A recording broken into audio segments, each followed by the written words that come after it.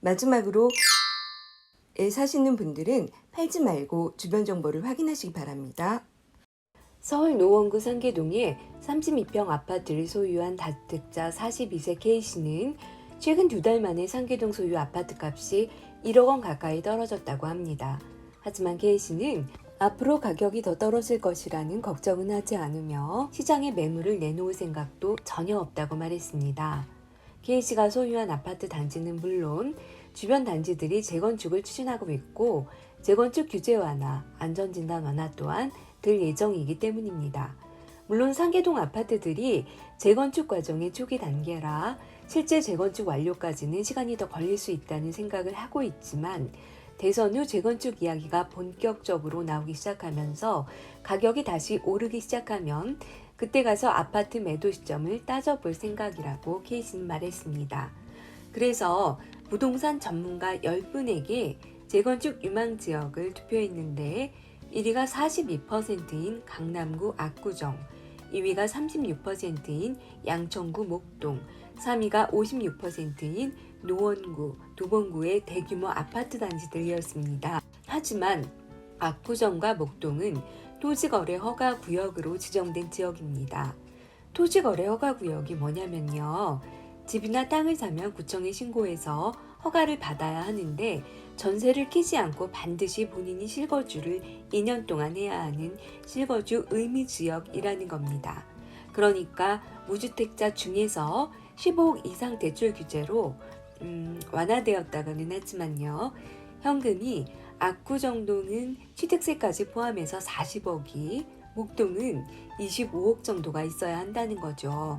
각광을 받는 지역이지만 문제는 돈이 없다는 겁니다.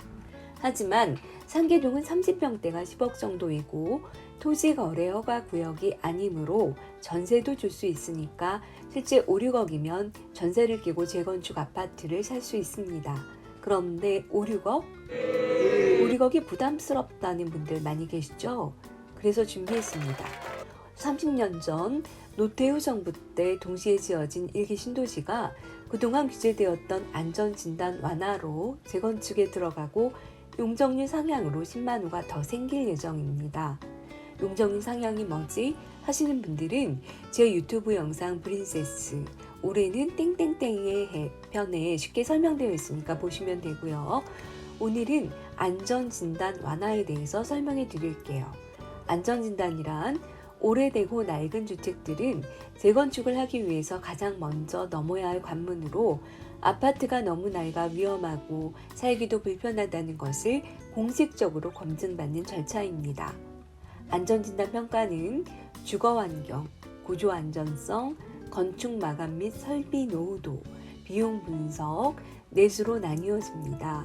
그런데 주거환경인 주차 대수와 층간소음, 건축 마감 및 설비 노후도인 낡고 갈라진 벽 등으로 실제 살기에는 좋지 않지만 철근, 콘크리트로 지어진 아파트는 50년이 지나도 구조 안정성에 큰 문제가 없어서 무너지지 않는다는 이유로 재건축의 고배를 마셨던 정밀안전진단의 구조 안정성 가중치를 50%에서 30%로 약 1.5배 낮춤으로써 재건축의 진입 장벽을 낮추었고 그렇게 A에서 2등급으로 나뉜 안전진단에서 2등급을 받아야 통과될 수 있었던 것에서 현재 30년 된 아파트, 연립, 빌라, 주택들은 안전진단 없이 재건축이 통과되도록 바뀔 예정입니다.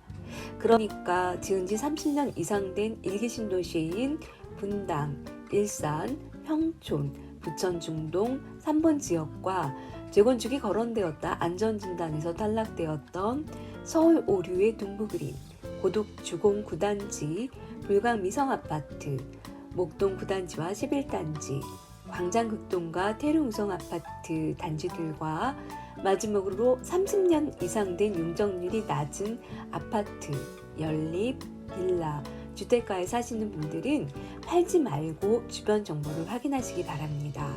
다음 영상에는 올해는 땡땡땡의 3편 초과 이익 환수제에 대해서 설명드릴 예정이니까 다음 영상이 궁금하시다면 프린세스 구독 부탁드릴게요.